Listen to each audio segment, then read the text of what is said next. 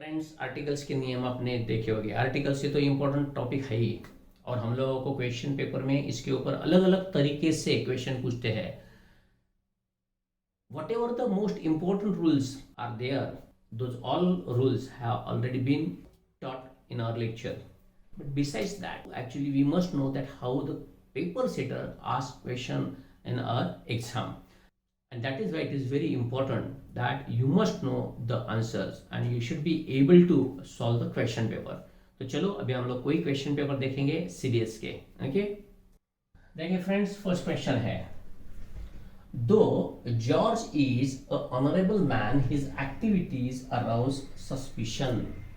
मतलब हालांकि जॉर्ज एक प्रामाणिक आदमी है, लेकिन उसकी जो गतिविधियां है वो कुछ सस्पिशन लाती है, मतलब उसमें कुछ आशंकाएं पैदा हो जाती है।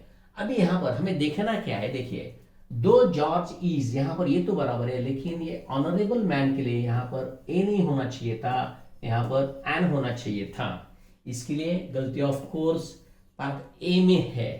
ओके, यहाँ पर नहीं है, पार्ट ए में है, इसलिए हमारा आंसर रहेगा ए। ओके, नेक्स्ट देखिए, he is school teacher but all his sons are doctors. No error. यहां पर देखेंगे हम लोगों ने ए और एन में एक रूल सीखा हुआ है। देखिए, whenever you are using common noun first time in a sentence and when you know that it is a countable noun, then you must use a or an depending on the pronunciation of the noun.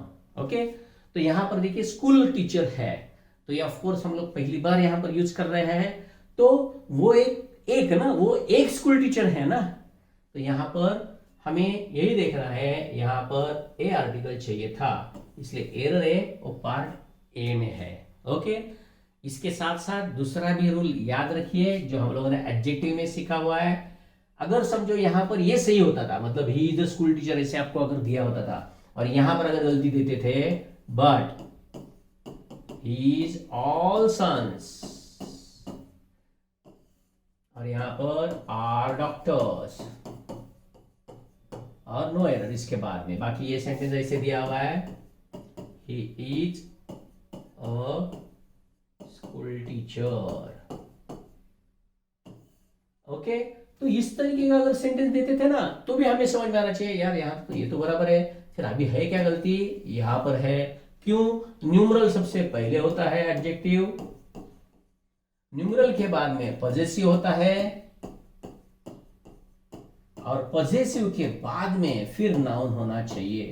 तो friends, ये जानबूझकर मैं आपको इतना क्यों बता रहा हूं, क्योंकि एक बार आपकी पहली भी रिवीजन हो जाए। ओके, और आपको मालूम होना चाहिए कि पेपर सेटर कैसे फंसा सकते हैं। ओके, तो इसके लिए ये भी ध्यान में रखिए। ओके, चलो नेक्स्ट देखते हैं। He was in the temper and refused to discuss the matter again. मतलब वो बहुत गुस्से में था और उसने उस मैटर को वापस डिस्कस करने के लिए रिफ्यूज कर दिया। ओके, अभी यहाँ पर देखिए, सबसे पहले आपको ये मालूम होना चाहिए कि टेम्पर एक एब्स्ट्रैक्ट नाउन है, राइट?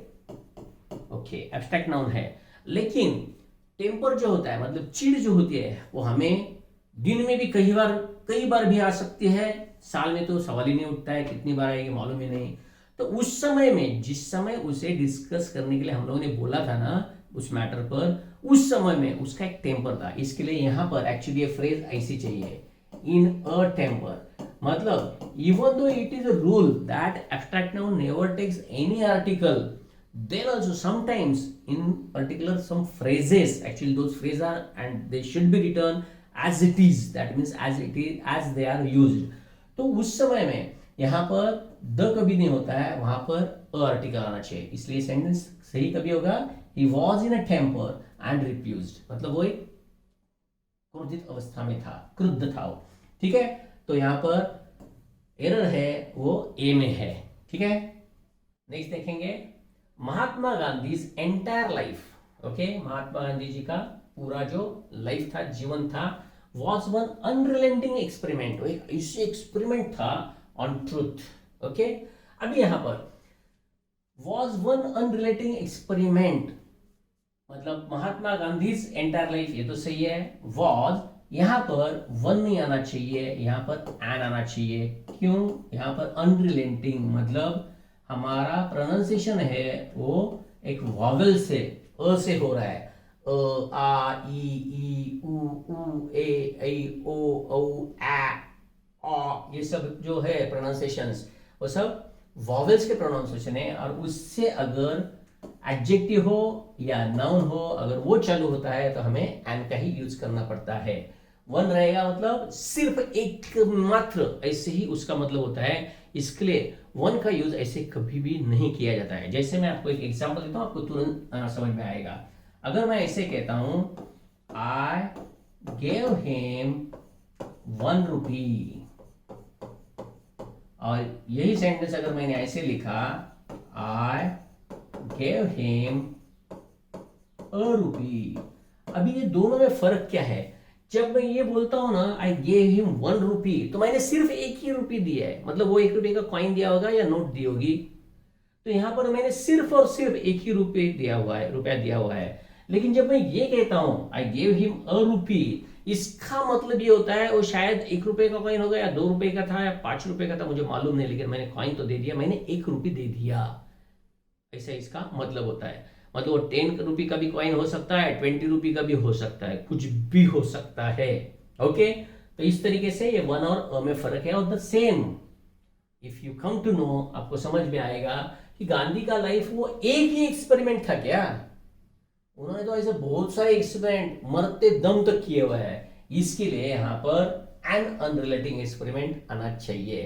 ओके, नेक्स्ट देखिए 2010 का द कैंडिडेट्स परफॉर्मेंस, एक ही कैंडिडेट है उसका परफॉर्मेंस के बारे में बात चल रही है। The candidates performance was not up to the mark in the interview, मतलब वो जो मुलाकात थी उसमें उस कैंडिडेट का जो परफॉर्मेंस था, मतलब उसने जो भी इंटरव्यू दिया वो एक अच्छा नहीं था, अप टू द मार्क नहीं था, नो एरर।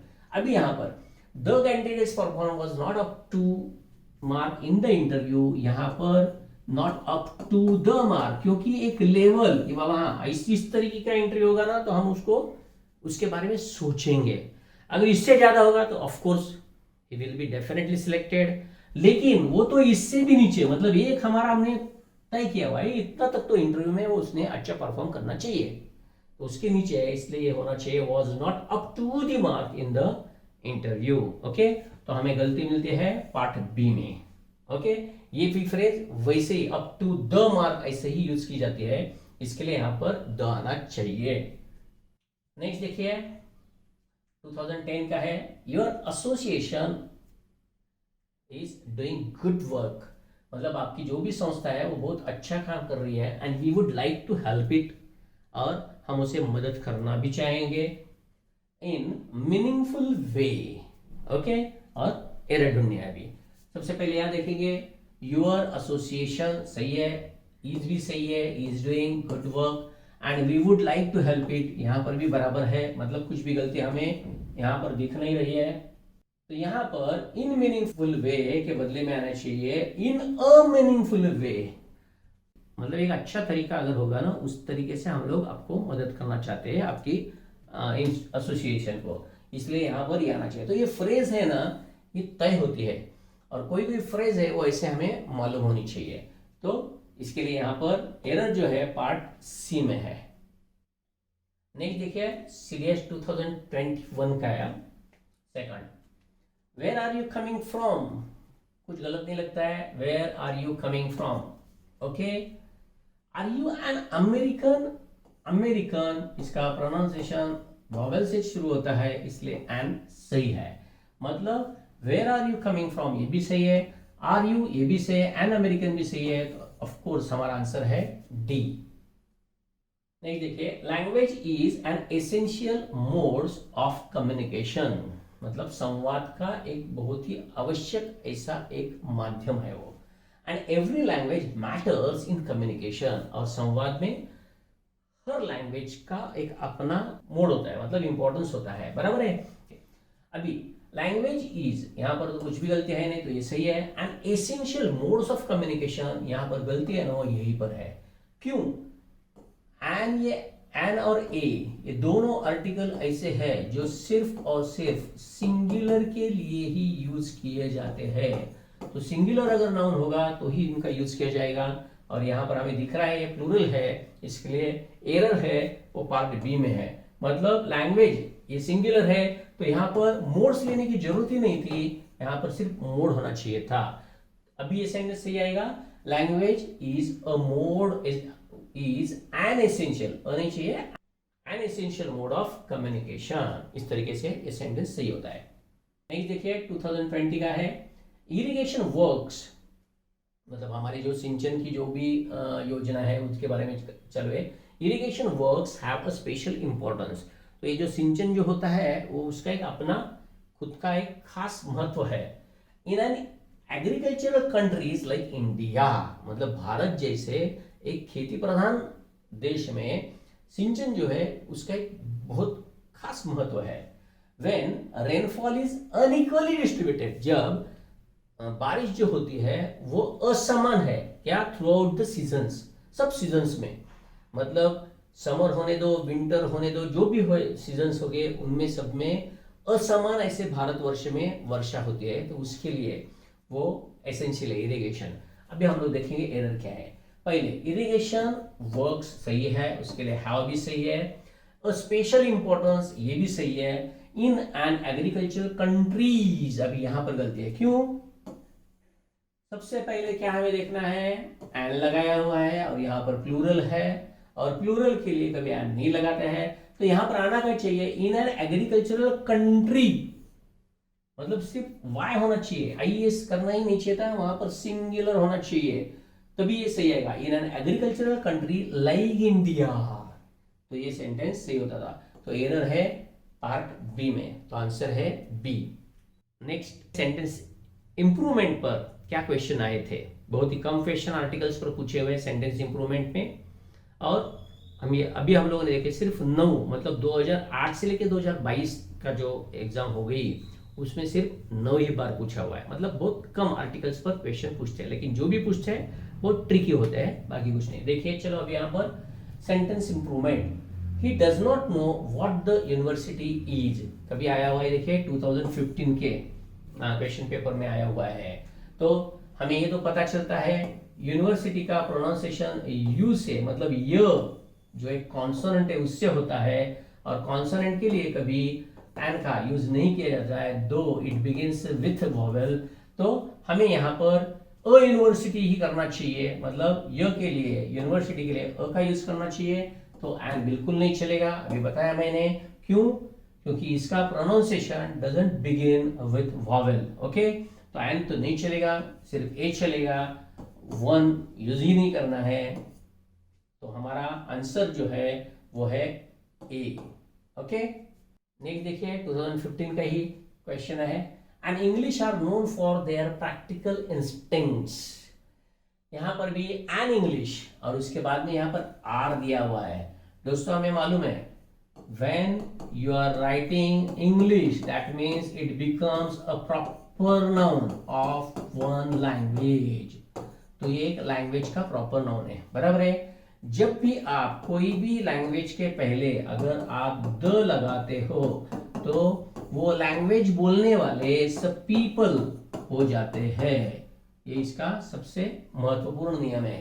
तो द इंग्लिश अगर आप करोगे तो पीपल हो जाते हैं, और यहाँ पर एन इंग्लिश हम लिख नहीं सकते हैं, क्योंकि इंग्लिश यहाँ पर एज अ लैंग्वेज अगर लेनी है तो ये होना ही नहीं चाहिए, लेकिन यहाँ पर प्रैक्टिकल इंस्टिंक्ट जो है उनका उसके लिए लिया जा रहा है, तो यहाँ इसके बदले में यहाँ पर द चाहिए, तो सम भी नहीं चलेगा, मेनी भी नहीं चलेगा, आएगा सिर्फ द।